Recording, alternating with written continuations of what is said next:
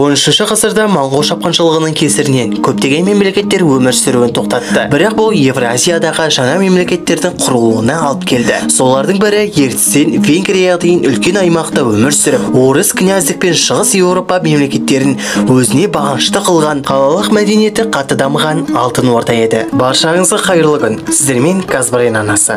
Бүгінгі видеомыз көшпенділер империясы мен Алтын Орда туралы болмақ.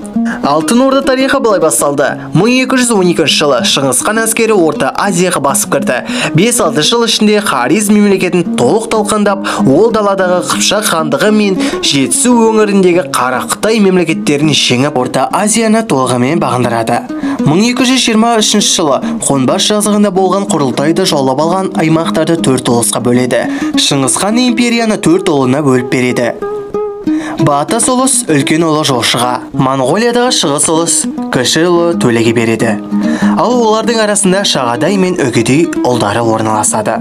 Жошы ұлысы, яғни Алтын Орда аумағы 1224-25 жылдағы жорықтан кейін шығысында ертістен бастап, батысы Сырым бойының үстірт, Әзербайжан, Грузия, бүткіл Кавказ жерлерін қазақтың сарыарқасы, Еділ, Дон, Азон бойын құрады. Айтпақшы, ол заманда Алтын Орда деген атау болған жоқ.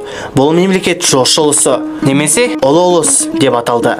Алтын Орда атауы кейін 18 ғасырда пайда болды. Жошы қайтыс болғаннан кейін оның ұлысы ұрпақтар арасында бөлінді. Шығысы Сарыарқа мен Ұлытау үлкен ұлы Орта Еженнің ұлысы болды. Батысы Хорезм, батыс Қазақстан Орал маңы Бату ұлысы болды. Бату ұлысы оң қанат, Орта Еженнің ұлысы сол қанат деп аталды. Орта Еженнің жасы үлкен болса да, ел арасындағы беделіне байланысты Алтын Орда билеушісі Бату болды. 1235 жылы ұлы батыс жорығы басталды. Жорық мақсаты Евразияның батыс бөлігін жаулап алу, Шыңғыс ханның өсиетін орындау. Осы жорық нәтижесінде орыс князьдіктері Венгрия, Болгария, Польша, Сербия мемлекеттері толығымен бағындырылып, Венгрияға дейін барды. Константинополь болса үлкен салық арқасында қирамай аман қалды. 1942 жылы Үгедей ханның қайтыс болғаны туралы хабар келіп, жорық дереу тоқтатылды. 1235-42 жылдардағы жорық нәтижесінде Алтын Орда аумағы 4 есе үлкейіп, ертістен Болгарияға дейінгі үлкен аймақты алып жатты. Жошы ұлысын құрайтын этностар түрік тайпалары болды. Олардың көп бөлігі Қыпшақтар тайпалығының бірлестігі еді. Бату әскері Қыпшақтардан тұрды. Жалпы Алтын Орда мемлекеті көптеген фильмдерде, деректерде, әсіресе Совет одағының кезіндегі деректерде қан алушы, жабайы, дамыған мемлекет ретінде көрсетілді. Бұндай Алтын Орда моңғол ретінде көрсету Кеңес одағында пайда болған түсінік. 20 ғасырға дейін татар, қазақ, башқұр, ноғай халықтары өздерін Алтын Орданың мұрдагеріміз деп санады. Барлығы коммунистік жүйенің келуімен өзгерді. 1933 жылы Греков пен Якубовский Золотая Орда и его падение еңбегін жазып, Алтын Орда мұрагерлер қатарынан қазақ хандығын алып тастады.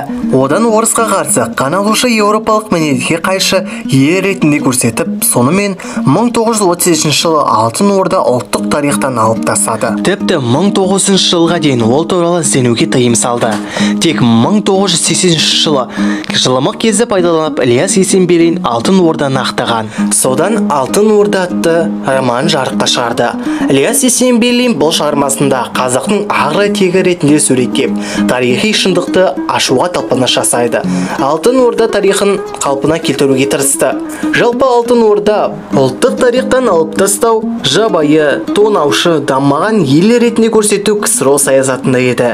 Егерде башқұр, қазақ, өзбек, татар секілді ұлттар өздің артында сондай империя немесе тұлға барын білсе, онда рух көтеріліп, тәуелсіздікке ұмтылатын еді. Ал бұл коммунистерге тиімсіз еді. Сондықтан ұлы тарихты ұмыттырғысы келді. Ал шын мәнінде Алтын Орда ғылым білімі өркендеген, саудасы мен мәдениеті дамыған жойқын империя еді. Алтын Орданың қалалық мәдениеті дамыған, сауда-саттығы жоғары, 100-ден аса қаласы бар еді. Сарай Бату, Сарай Берке, Астархан сияқты қалаларында 100 мыңнан аса адамдар тұрды. Ал сол кездері Еуропаның ең үлкендеген қалаларында халық саны 50 мыңнан аспайтын. Алтын Орда халқы Батуғаннан кейінгі Беркенің кезінде ислам дінін қабылдай бастайды. Ислам діні мемлекеттік дін ретінде 1313 жылы Өзбек ханның билікке келгеннен кейін қабылданады. Алтын Орда үлкен сауда-саттықтың түйіскен жері болды.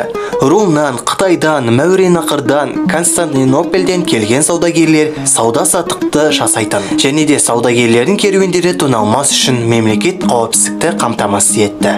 Алтын Ордадағы билік жағдайына оралатын болсақ, 1256 жылы Алтын Орда билеушісі Бату хан қайтыс болды. Оның орнына ұлдары Сартақ пен Олшақ отырады. Бірақ көп уақыт өтпей, Батудың інісі Берке беделі мен билігінің арқасында оларды құлатып Алтын Орда билеушісі болады. Берке өзінің билік еткен жылдарында Бату құрған мемлекеттік жүйені дамытады. Оның кезінде қалалар дамып, сауда-саттық өркендейді. Және де ең алғаш рет шығыс ұрпақтарының ислам дінін қабылдап, оның ордада дамуына әсер еткен Берке болады.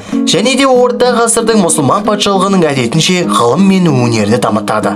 Берке билік еткен жылдары нақтырақ айтсақ 1262 жылы Иран жерін басып алған дихандық құрған Шыңғыс ханның немересі Халагомен соғыс болады. Берке Халагоның Бағдат сияқты үлкен қалаларын өртеп, Аббасидтер мемлекетінің халигін өлтірген үшін жақтырмайды. Халагоге деген өшпенділігі Кавказ жеріндегі соғысқа ұласады. Екі мемлекеттің Әзербайжан Кавказ жерлерін иеленгісі келеді.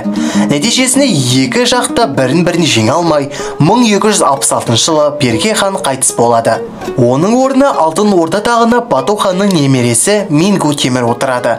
Осыдан кейін Моңғол империясына ұлыстар тәуелсіздікке ұмтыла бастайды. Бұл кезде барлық сөз жүзінде бір орталық ұлы ханға бағынышты болады. Бірақ барлық саяси шешімдерді әр ұлыс билеушілері өздері шығарады. Сонымен 1269 жылы Талас құрылтайда Жошы Шағатай Хлаго ұлыстары өздерін тәуелсіз деп жаралайды.